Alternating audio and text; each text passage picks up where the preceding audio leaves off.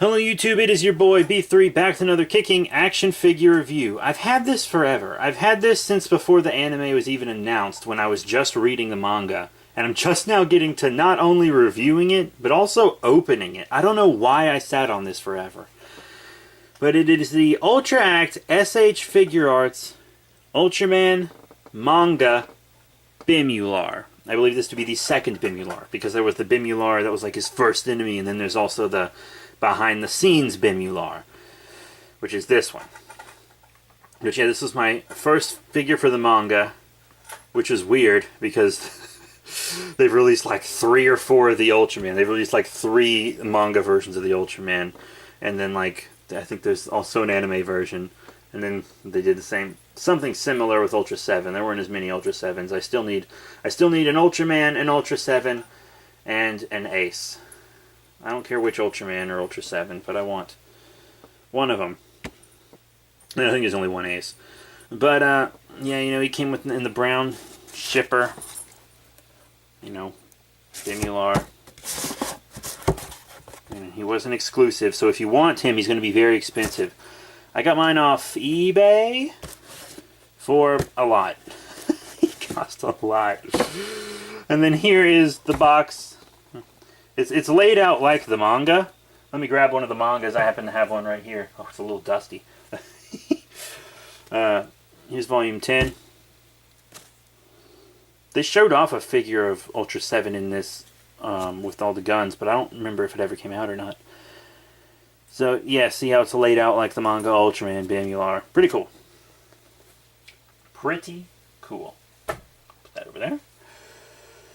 So you see you got a picture of Bemular on the front, very manga-like. They gave him like a nice manga look here.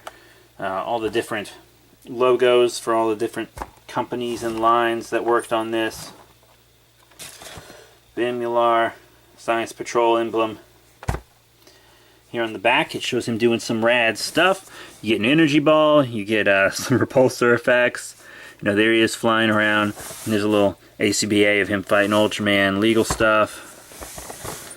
You know, it's all good. So now let's bust Bemular out of packaging. And here's Bemular right out of the box. We're going to kind of do this in a different way than we usually do. We're going to kind of do it more unboxing style. So, here's Bemular himself, which I am going to show you fully out of packaging and everything. With his little, him feet from Powerpuff Girls. You remember him? He's got fist hands, open hands. You know, interchangeable chest piece. Here's the blue one. There's the red, kind of a color timer thing. And then here is the energy ball effect. You see, instead of pegging into a hand, it's actually attached to an open interchangeable hand, which makes it much better in my opinion. I really like it when they do that. Sorry about the dirty table. My cat likes to drag dead lizards up here. So, you know, you peg that in, and then he's got his energy ball, which is very well done. Then he has 2 repulsor beam effects, which are very nice, also part of the hand. They're like really nice effects, actually. These are really nice effects. You know, it has more accessories than I expected when I first bought it. But then I watched The Amazing's review, and I was like, oh, that was for everybody. It does come with a little Tamashii Act stand. You know, there's the stand back there, but I'll get it out, and we'll take a look at him further. And here he is, fully out of package, the SH Figuarts and Ultra Act Bemular manga version. So, he's pretty cool. You know, I do have some complaints. One very, very minor complaint would be the Tamashii Act stand, which is just a normal Tamashii Act stand that I have several of because I bought a pack of them. And every other figure art or whatever that has come with a stand like this that I have personally has had something on the stand. Like Fire Rodan has a little Fire Rodan emblem and stuff on the stand, you know. Kamen Rider Naughty Shiko, who I named my cat after, has her own stand. Like this little Naughty Shiko logo on it, and it's really nice, and it's my favorite Tamashii stand. But his has nothing. Nothing. Not even no Science Patrol emblem, no like artist rendering of his chest or face. Nothing like that.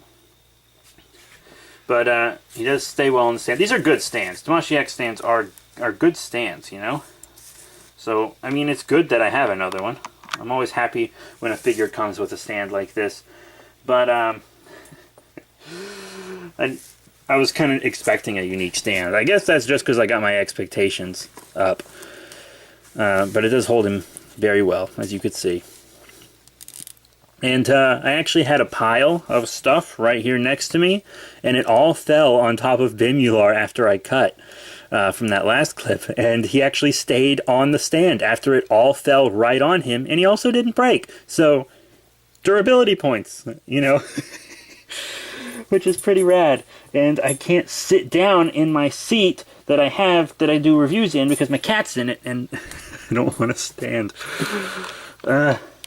So, gonna do this review kind of hunched over, I guess, because I can't sit down.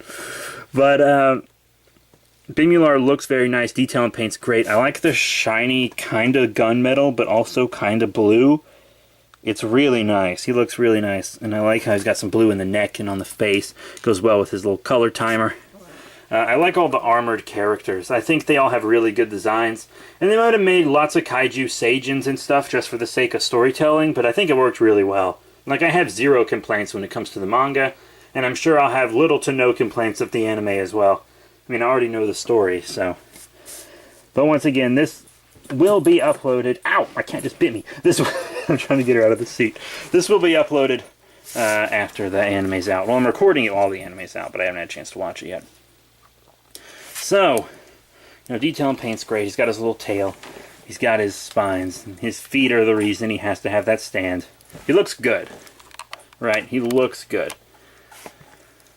But articulation-wise, a little to be desired. You know, he's got up and down on the head, but it's not much, so you can't get him in a real good flying pose or anything. And he does fly. Most of the time you see him in the manga, he's flying. Almost all the time you see him, he's flying. Because he's got the feet. He can't walk. The head goes side to side well enough. The neck moves to the side and back a little bit. The arms come up about that far because of the shoulders. And these, you know, they do articulate, but that barely gets you any more motion. Forward and back, you know, I wish it had more of a bicep, but once again, the shoulder pads just kind of block it. You know, articulation here, articulation there. I kind of wish there were figure options other than like really high grade adult collectibles for the manga characters.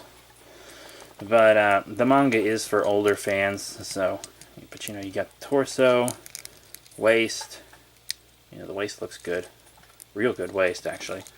Forward and back on the legs, and you can pull them down to kind of try to do an in and out. But you have to like tuck it under his waist, like, it's obviously a design that wasn't made with action figures in mind. You know what I mean? Like, for the live-action Ultraman shows, they actually design lots of Ultras and villains and stuff with action figures in mind, because they use action figures to pretty much fund the show, because the suitmation, the tokusatsu, isn't very cost-effective, but with the manga and the anime, you don't have to worry about that because you're just drawing them, or in the anime's case, motion capture. But you have a really nice knee bend, double. Ooh la la! Kick his leg up. It just looks like a lady's leg. You kind of got like a forward and back on the foot, sorta. And I've seen people make him stand, but I'm not going to try to make him stand because he will fall eventually. No matter how balanced you have him, one tiny little vibration, he's falling right over. Right over. So, now that I've shown you that, you know, detail and paint, fantastic. He looks exactly like I wanted him to look. Even when I was imagining his pictures and stuff in the manga, because the manga's in black and white, obviously.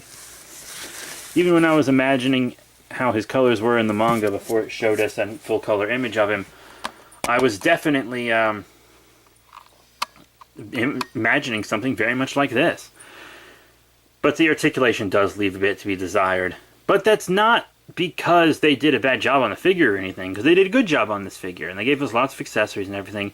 It's because he was just drawn in this very spiky way without action figures in mind. Because, you know, these wouldn't be a problem for his mobility and stuff in the manga. But in the physical world, when it's fully solid, it's a little problematic. So, let's do some size comparisons, shall we? Now, first up, here he is with a regular Figuarts Ultraman, Ultra 7 here, who looks a little shorter because I have his Slugger in his hand. But at the same time, the manga figures are much bigger because they're 6-inch scale. Right? They're the scale of like the Ultra Act Ultraman Max that I have. Or my Ultra Act Glenfire. They aren't Figuarts scale, they're Ultra Act scale. So he's too big for the manga, or not the manga, for the TV show Ultras. But he would be too big for them even if they were the same height, because he's around human-sized, and they're giants. See, the whole manga and everything takes place on more of a human scale. Which is kind of a nice change, but it's still very much in the spirit of Ultraman, how everything plays out. And shown with a DX Ultra Monster Series. Here's an Ultra Monster Series Orb DX Magajapa. You know, this could be a monster that he fights or sends into battle. His motivations are unclear. Oh, yeah, so, it's pretty cool. I hear the manga only goes through the Ace Killer stuff, so that might have been a spoiler telling you Ace Killer's in it. But Ace Killer's in it. I don't know. Ace Killer's in the manga a lot, and I'm assuming I'm assuming it's just the same exact story. That's kind of how it works. But here's a 6-inch Ultra to show him off with. 2009 Ultra Hero Series Ultraman Xenon. So he's actually, because like you put their feet next to each other, he's still bigger than Xenon. He's tall. Because they wanted to give him some presence. He's taller, a little taller than a human. But also he's always flying, so you're going to have him off the ground a little bit on the scale. On the, you know what I mean. Screw me. Screw me. Screw it. Anyways, I am going to show him with an Ultra Act. I know you wanted to see him with another Ultra Act since he is in the Ultra Act line. So here he's with one of my favorite Ultra Acts that you've seen often in Ultra Kaiju Brothers, and even a couple G&Gs, I think. Ultra Father, or Father of Ultra, whatever you want to call him. And that's how they work. I have him floating a little off the ground. I could have his feet touching the ground and still have him on the stand. But I'm not going to display him like with feet touching the ground in the stand. If I have someone on a stand, they're going to be flying or something. Or holding something very heavy that would make them fall forward, like my Injustice Harley Quinn is. And of course, got to show him with Godzilla's. I mean, got to show him with Godzilla's. So here he is with the NECA Atomic Blast 2001 Godzilla. Ta-da! Here's with the Bandai Creations Shobergurgurn. I wish I had a regular Bemular to show him with, but I do not. And if I did, it'd probably be the Ultra 500. Speaking of Ultra 500, I might as well show a Spark Doll-sized Ultra with him too. Ultra 500, Ultraman Victory Knight from Ultra Victory Fight. Swatch. And just one more figure. Just want to show him with one more figure. How about we use, you guessed it,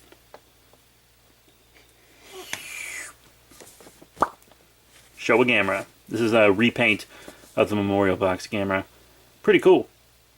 You know, I actually have a friend, and she likes Ultraman and Gamera a lot. She likes the kind of silly Showa kaiju and heroes.